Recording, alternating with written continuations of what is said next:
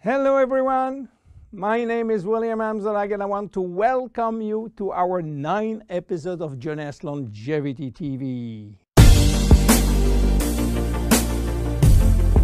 Jeunesse, we are redefining youth.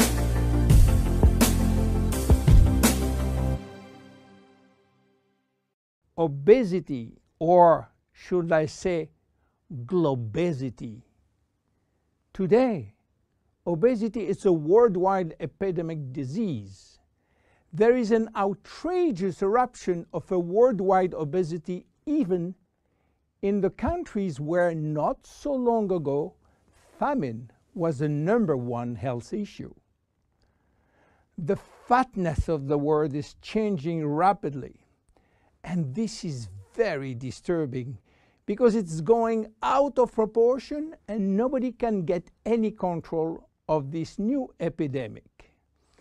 Many children become obese and then become obese adults. The diseases associated with obesity, such as heart disease, cancer, and especially diabetes, will explode. That will mean a lot of sick people all over the world. The cost in terms of death, diseases, and money spending is just astronomical. Think about today. There is in the world about 3 billion people overweight and 800 million real obese. The cost of obesity in the United States is about $150 billion per year, which is 10% of the total US medical cost. So, what is the difference between overweight and obese? Overweight means that you gain only few kilos above standard, from 1 to 15 kilos for adults.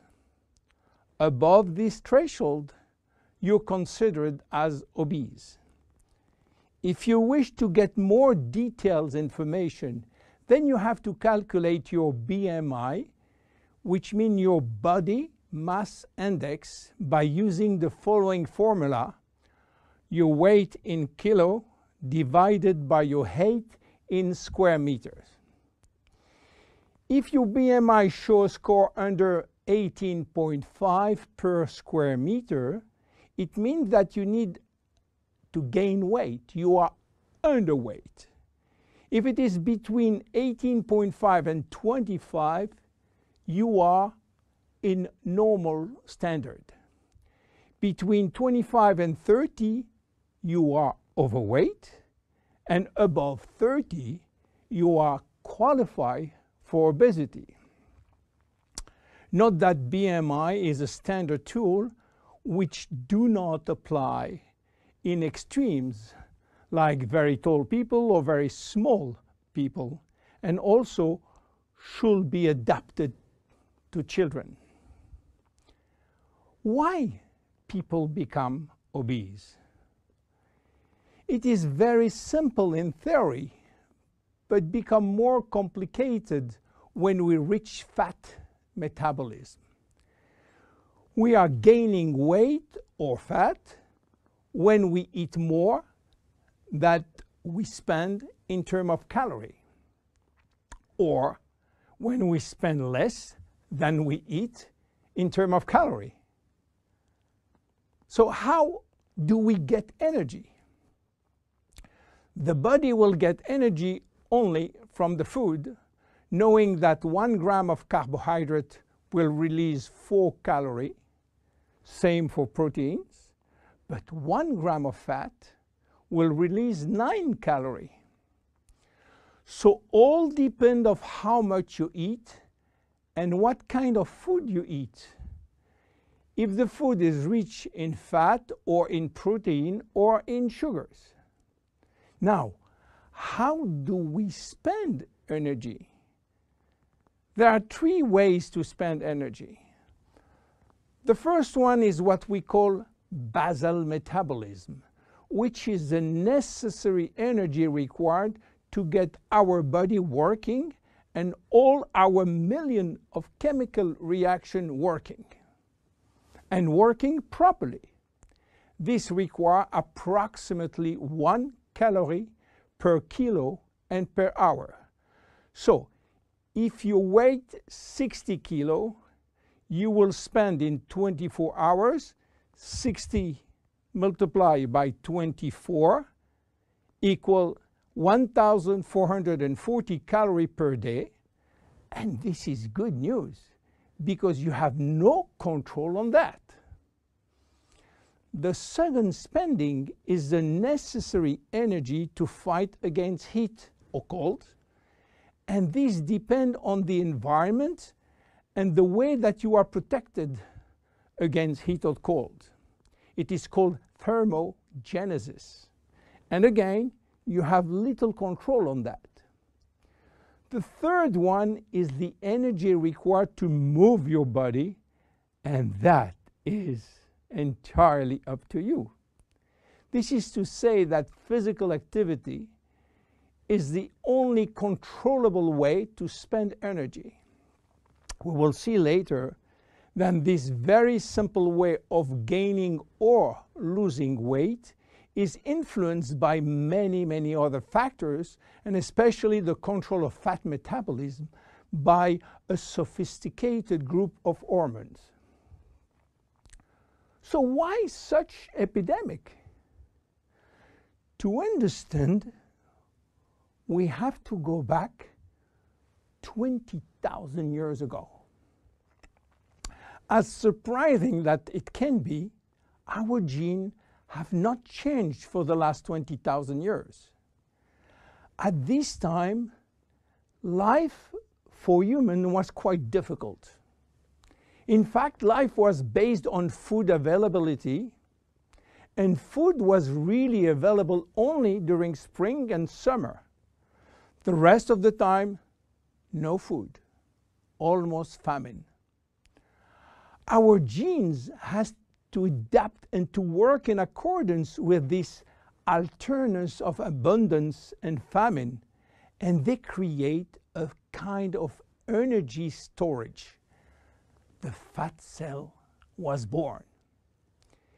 This cell has the capacity to storage all kind of energy derived from fat, from carbohydrates, and even proteins.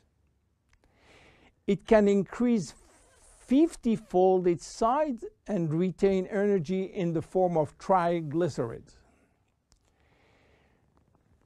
Because of uncertainty of food availability, our genes were oriented toward the saving mode, which means that every time we eat, all the energy coming from the food was oriented in the storage facility.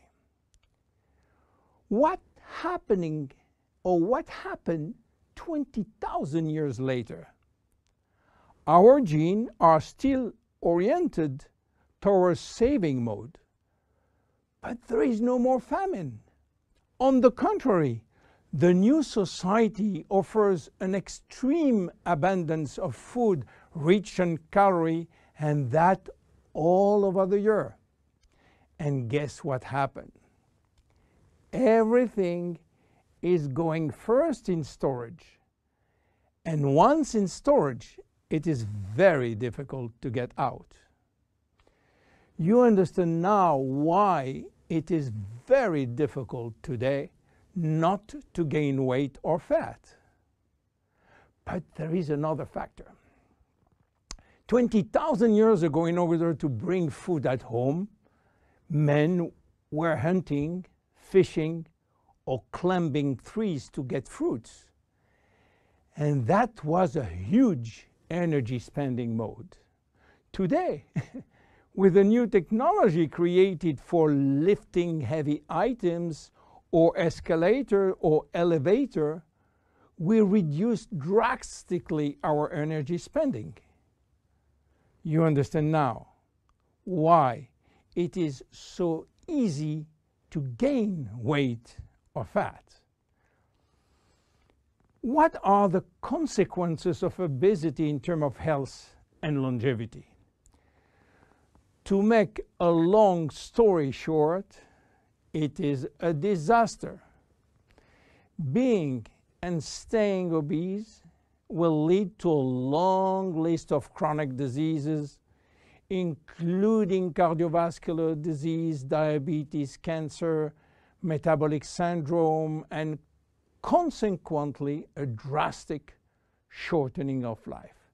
That will not account for the uncomfortable physical, emotional, and mental consequences of being heavy for ourselves and for our relationship.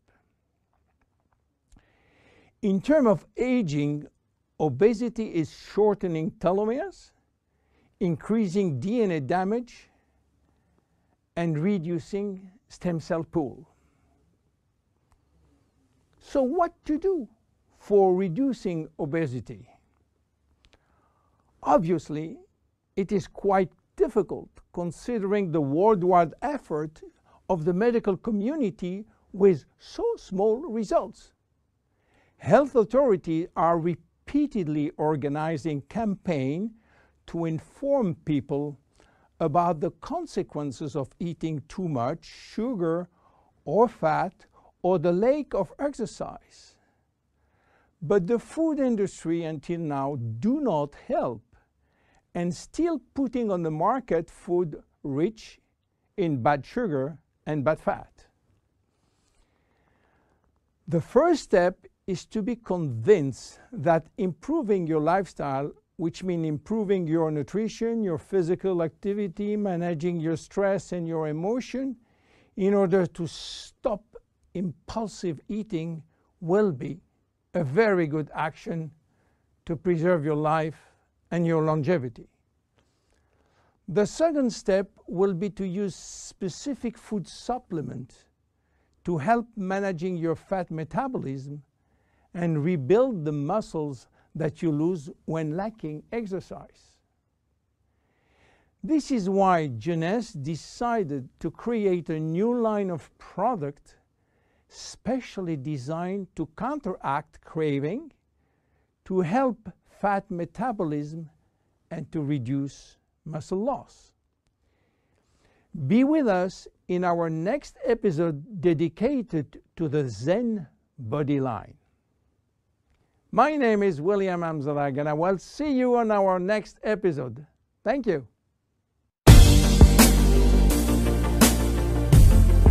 Jeunesse. We are redefining youth.